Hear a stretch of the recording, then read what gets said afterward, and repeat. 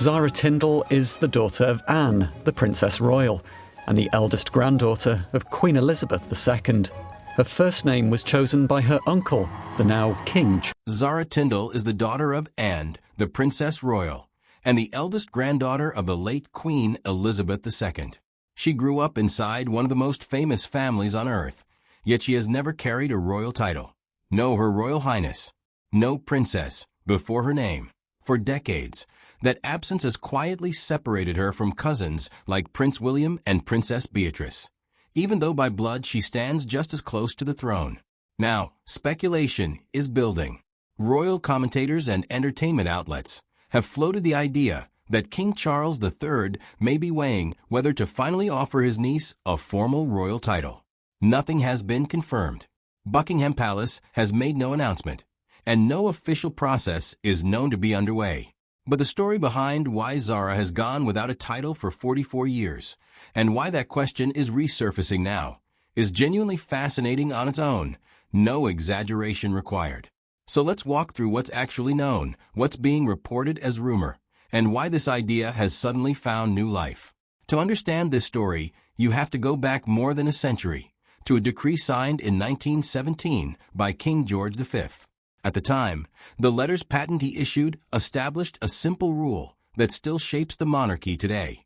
Royal titles pass primarily through the male line. The children of a monarch's sons automatically receive the style of His or Her Royal Highness and the title of Prince or Princess. The children of a monarch's daughters do not, unless the reigning sovereign personally intervenes to make an exception. That rule explains why Prince William and Prince Harry were princes from the moment they were born, since their father was a son of the monarch. It also explains why Zara and her older brother, Peter Phillips, were not automatically entitled to titles, since their mother, Princess Anne, is a daughter of the monarch, and their father, Captain Mark Phillips, held no royal status. But according to accounts from royal biographers, the story isn't simply that Zara fell outside an old rule, and nobody thought to fix it. Queen Elizabeth II reportedly raised the possibility of granting titles to Anne's children, not once, but twice. First when Peter was born in 1977, and again when Zara arrived in 1981. Royal author Ingrid Seward has written that the Queen felt some unease about her grandchildren growing up without royal designations, and was willing to use her authority to make an exception for them. Princess, and turned the offer down both times. That decision tells you a great deal about how Anne thinks. She has spoken about it publicly over the years, telling Vanity Fair that most people would probably agree there are real downsides to holding a title, and that for her children, she believed those downsides outweighed the benefits, and had lived her entire life under royal scrutiny, the protocol, the constant public performance, the sense that every choice becomes part of the institution's image rather than your own. She didn't want that life imposed on Peter and Zara if it could be avoided. So Zara grew up as Zara Phillips, royal by blood, but free from the formal apparatus that comes with a title. And that freedom shaped nearly everything that followed. Without official royal duties tying up her time, Zara threw herself into competitive equestrian sport. The same passion that defined her grandmother's happiest hours away from the cameras. She trained relentlessly, and the results speak for themselves. In 2006, she was crowned eventing world champion. In 2012, competing for Team Great Britain at the London Olympics, she won a silver medal in team eventing, a moment that blended royal pride with a purely earned athletic achievement. That same freedom let her pursue commercial opportunities that working royals generally cannot touch. Sponsorships, brand partnerships, a jewelry line. She settled in the Gloucestershire countryside with her husband, former England rugby international Mike Tindall, raising their children well outside the rhythms of palace life. And by most accounts, Zara has never seen any of this as something she missed out on. In a 2023 appearance on the Kiss FM Straight Talking podcast, she described feeling fortunate that she and her brother were able to build their own paths without the weight of royal expectation attached to every decision. Mike Tindall has said much the same in interviews, making clear with his usual dry humor that a title has never been something he was chasing. For decades, that seemed to close the book on the question entirely. The Queen offered and declined. Zara built a life she said she's grateful for. End of story. Except royal history rarely stays settled once a new monarch takes the throne. King Charles III has spent years, long before he became king, talking publicly about wanting a smaller, more streamlined monarchy. Fewer working royals, tighter focus, a leaner institution built around a small inner circle. It's a philosophy that sounds efficient on paper. In practice, 2024 tested it in ways nobody planned for. Early that year, Charles was diagnosed with cancer and stepped back from public duties for a period of treatment. At almost the same time, Catherine, Princess of Wales, was recovering from surgery and later revealed she too was undergoing cancer treatment, keeping her out of public view for most of the year.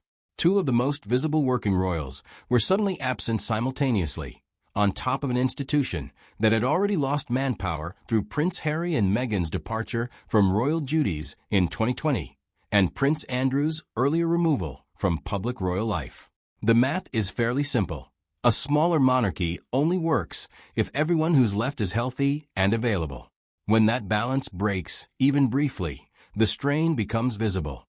And it's in that context, a family stretched thinner than it has been in generations, that names like Zara Tindall's start coming up in conversations about who might step into a more visible role, title or not. Much of the current chatter traces back to a specific public appearance. The Royal Windsor Horse Show on May 3, 2024. It was a meaningful moment for Charles, marking one of his first public engagements after stepping back for cancer treatment, and his first appearance at that particular event in 45 years. The last time he'd attended, in 1979, he'd been competing in it himself, not watching from the stands. According to accounts reported by entertainment outlets covering the event, Zara greeted her uncle warmly, and the two were seen laughing and talking at length, a notably relaxed, informal exchange for a royal public engagement. Some outlets reported that an onlooker noticed Zara appearing momentarily surprised partway through the conversation, which fed speculation about what might have been discussed. It's worth being clear about what this actually is, an observation from bystanders, relayed through entertainment press, not a confirmed account of what was said. Nobody outside that conversation knows the substance of it, and no palace source has confirmed any title discussion took place. What followed, though, is a matter of public record. In June 2025, Zara presented the trophy at the Royal Windsor Cup final at Guards Polo Club, stepping into a ceremonial role at an event with strong royal associations. That same week, she appeared in the traditional carriage procession at Royal Ascot, a level of visibility well beyond what's typically expected of an untitled family member. Royal commentator Angela Mollard, speaking to Sky News Australia, suggested Zara could eventually play the kind of steady, dependable, always-present role for Prince William that and has long played for Charles. Not a glamorous role, but arguably the load-bearing one in a working monarchy. None of this proves a title is coming. Increased visibility at events doesn't require a change in formal status. Plenty of royal family members attend high-profile occasions without holding titles. But it's the kind of pattern that royal watchers tend to read as significant, whether or not it actually is. Some entertainment outlets have gone further, reporting that Princess and herself may have raised the idea of a title for Zara with Charles, a striking claim, given that and is the same person who twice declined the offer from her own mother. If true, it would suggest a meaningful shift in her thinking. It's important to say plainly, this claim comes from unnamed sources cited in celebrity and royal commentary coverage, not from any statement by and Charles or Buckingham Palace. It should be treated as unverified until and unless anyone directly involved confirms it. That said, the underlying logic isn't hard to follow, even if the specific claim isn't confirmed, and has spent decades as one of the hardest working members of the royal family, fully aware of just how demanding the calendar of public duties really is. If the working monarchy is genuinely short-staffed, it wouldn't be strange for her to reconsider old assumptions, whatever she may or may not have actually said to her brother. Even setting the rumors aside, it's worth understanding why granting Zara a title wouldn't be a quick or casual move, even if Charles wanted to make it. Under the 1917 letters patent, Zara was never automatically entitled to a title. For Charles to change that now, he would need to issue an entirely new letters patent, creating a fresh exception that extends royal titles to the children of a monarch's daughter, born to a non-royal father. That's a real constitutional step, not a symbolic gesture, and it would set a precedent. Royal watchers have pointed out that it could reopen questions around figures like Lady Louise Windsor, daughter of Prince Edward, who technically holds the right to use a princess title, but has chosen not to. There's also the financial and practical dimension.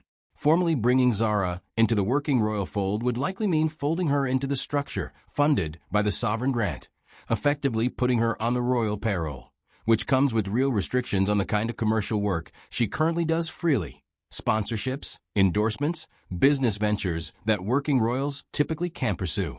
And then there's the most basic obstacle of all. Zara herself has repeatedly said she's grateful not to hold a title, and Mike Tindall has suggested he'd likely turn down a title if it ever came his way through marriage. This isn't a couple who have spent years angling for elevation. If anything, public comments from both of them point the other direction.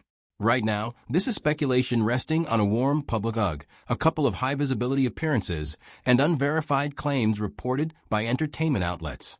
Not on anything confirmed by Buckingham Palace, Charles, and/or Zara. It's a genuinely interesting question about how a modernizing monarchy squares outdated title rules with a family that's currently short on hands. But it's a question, not a headline.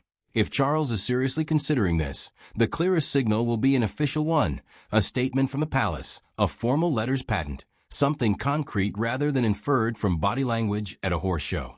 Until then, the honest answer is that nobody outside a very small circle actually knows what, if anything, is being discussed.